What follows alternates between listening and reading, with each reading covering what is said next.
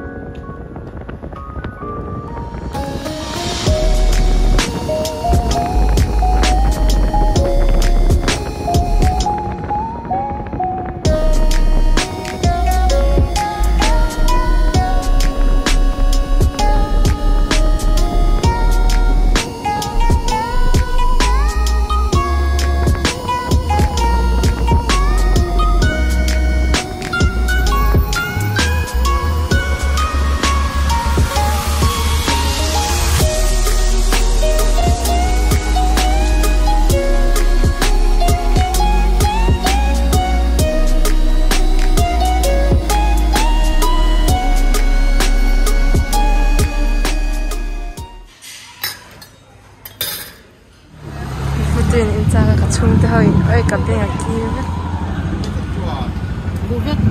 thế cho cái đồ đâu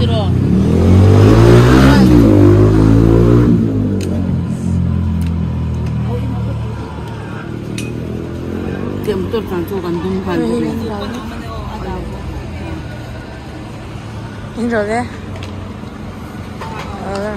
ta kịp cho cái đồ đâu ăn được môi thì nó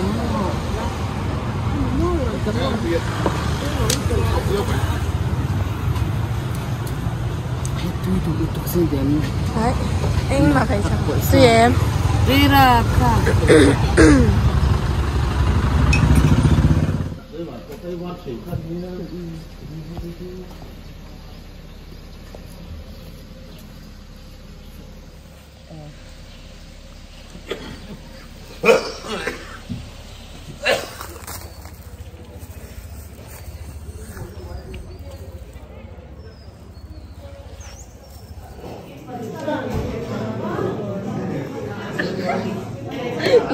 Intinya kali komplit rồi.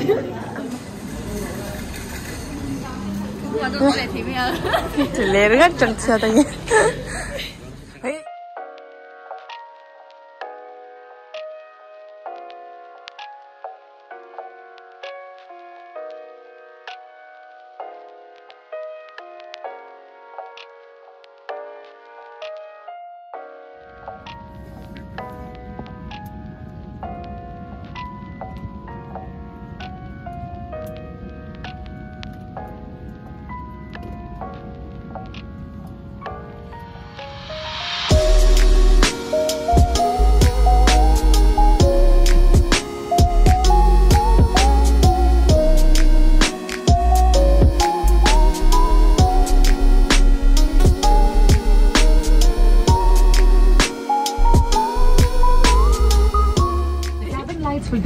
for takeoff and landing. Should you wish to read, please use the light in the panel above. Our Hello 6E magazine is available for your reading.